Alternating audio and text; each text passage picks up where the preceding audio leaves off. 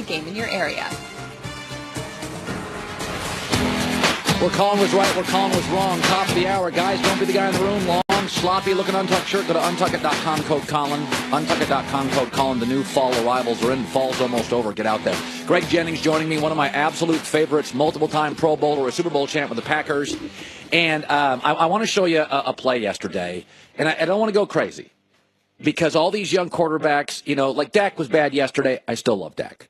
Deshaun's hurt. I think he'll bounce back and be amazing. Mm-hmm. I mean, Derek Carr started 0-10. Great. This year, not as good. I think you have it or you don't. But Jared Goff looked so anemic and so skinny and so fragile and so tiny last year on Hard Knocks. He didn't know east where the sun set. I was like, oh, crap. This is not going to work. He may throw the best deep ball in the league. I want to show you a play yesterday. Second week in a row where the ball's traveled 60 yards in the end, and it is a feather touch. Play this. Play action from Goff. Goff, deep ball. Robert Woods, he's got it! Robert Woods, he is gone! Touchdown Rams, 94 yards. There's the big playability of this offense. When you watch Goff, what do you see with that offense? I love everything about it, starting from Coach Sean McVay. But what you notice most is they allow him, they don't tell him, okay, go out and manage the game. Mitch Trubisky. They're managing that game for him. Absolutely. They're not. You don't see, typically when you have a young quarterback, your offensive coordinators is during the play call, telling them, okay, if you don't have this, you got your check down. You got your check down. You got your check down. Right. You're not seeing check down throws from this team and Jared Goff. He's taking the ball down the field. And I think as a young quarterback, that's typically the last thing that you really develop. The deep ball accuracy. And what I'm talking about is making sure you don't overthrow. I experienced it with the young Teddy Bridgewater, not being able to accurately pinpoint that ball. 28-yard throw. Absolutely. They're taught throw to a spot and the receiver will run to that spot. That doesn't always work because if the defender is right behind you, you have to throw the guy open. And what you see with Jared Goff, he knows how to throw his guys open. He doesn't leave a lot of air. He doesn't. His accuracy, anything over 20 yards, his accuracy it's Brady. Yeah. It is really special. It is something that should be applauded because at this stage in his career, after last year seeing him, I don't care who you were. Even if you knew who Jared Goff was, you didn't see this. You know what's funny about that? This. This is one of these things. I remember the Steelers babysitting Big Ben his first year in the league. Absolutely. So what they were telling you was either we don't think he can cognitively just devour the whole playbook, but a coach will tell you what they think. The Bear coaches are telling me about Trubisky. We don't trust him. Mm-hmm. The Houston coaches are telling you with Deshaun Watson, bro, it's your playbook. Absolutely. Jared, throw it deep. Yeah. That's telling me. Andrew Luck was a little bit like that. Mm-hmm. Just go. Absolutely. They're telling you, Chicago, we got the cuffs are on this guy. Yeah, and again, it's somewhat, in my opinion, coaching personality, being able to know who you have. Because I don't think that Trubisky in Chicago should be handcuffed as much as he is. It's really part of that's just John Fox DNA. Absolutely. It's like you got to let him grow. You got to let him go. You're not playing for anything. That's right. So just let him get – I'm a fan of this.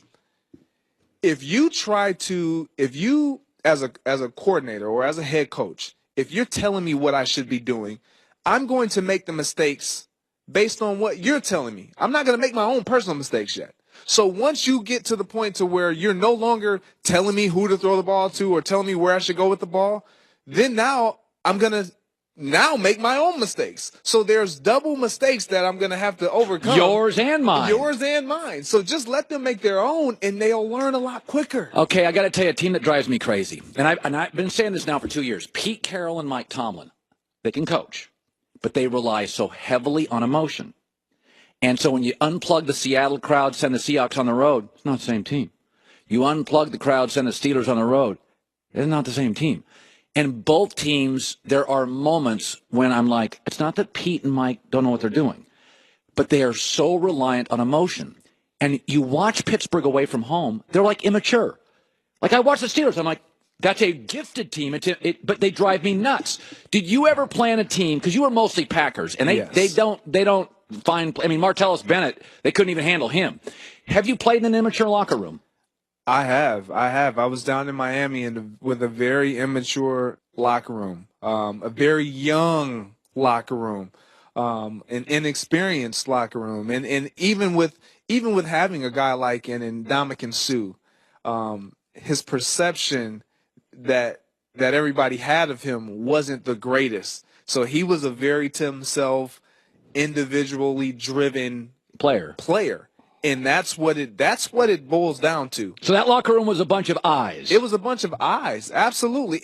And don't get me wrong, you got to have eyes, but they can't be capital eyes. They have to be the little eye, the little eye with the dot. When you watch Pittsburgh, it is amazing. They're going to be a number one seed because I think they'll probably win out except New England.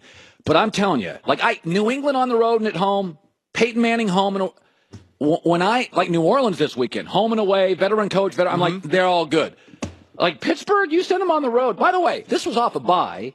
The last 4 byes for Pittsburgh with that talent, they're 1-3, and they were outplayed. Like, what do you see with the Steelers?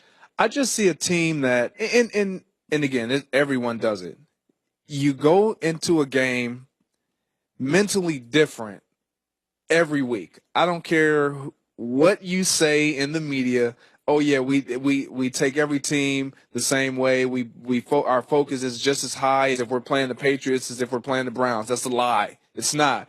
You believe that coming into this game, the Pittsburgh Steelers, if you look at the remainder of their schedule, I even as a spectator, as an outsider, looked at this game as, okay, this is a win. Players think that way too. Like, there are certain games you look at the schedule and you look down and you say, okay, yeah, that's a win. That's a win. You're human. We do that as fans. And so your play kind of dictates the way you are thinking. Like, oh, this is a layup, but they came from behind and pinned it to the glass. Oh God, they were so flat for 2.5 hours. All right, so you know Ben McAdoo, right? I do. And this is one of these, I've said this before. Al Gore was a great vice president. I never saw Al Gore as a president, and I voted for Clinton. Certain guys, Joe Biden, loved him as a vice president. Yep. I've never seen Joe Biden as a president. Mm-hmm. Okay, Ben McAdoo, I keep hearing, is it possible he's just a 2, he's not a 1? He is not a head coach. Ben, I love you, man. And you play, and how many years with him? I've spent 7 years with Ben McAdoo. Wow. I spent 7 years with Ben McAdoo. As a tight ends, watched him as a position tight ends coach, quarterback coach. He's that guy. Is he good? He's good. Brilliant, smart. He's going to have his group of guys ready every week. When we were in Green Bay, his guys had the least amount of missed assignments and mental errors almost every week. So he can prepare a unit, but to prepare a team, special team, defense, areas that are not his expertise, he's one of those guys that you tell me, like, even you listen to his comments yesterday after the game. He says, well, everybody's still getting paid. Everybody's going to walk away with the check, so they should be, I expect you to play. That's his mentality. I'm going to do my job. You do yours. You do yours. Well, as a head coach, it doesn't work that way. It falls on your shoulders, and it shows me that, yes, Ben, is he a good coach? Absolutely. But he's a better position coach, a better offensive coordinator than he is a head coach. So what did Mike McCarthy do? Because McCarthy's a great head coach. Absolutely. So is it just that McCarthy in Green Bay is a little tougher? He creates a little fear? I mean, I think that's part of it. I've said this before. My best bosses, I'll say this. My weakest bosses, I felt I could push around. That he has a weak identity. When you look at Ben McAdoo, when you look at, and it's nothing, it's no knock on him when it comes to just his ability to coach. But when you're looking at a head coach, you got to have a firm back. You got to have your feet planted, and you have to be able to dictate and tell your players, this is how we're getting it done. This is what I've always said about Marvin Lewis. He's not that guy. Marvin Lewis is a head coach, period. I see Marvin Lewis interviewed. I hear him speak. The way he avoids saying, like, Marvin Lewis talks and never says anything. It's a Derek Jeter check. Derek Jeter, 15 years in New York, talked, never said anything.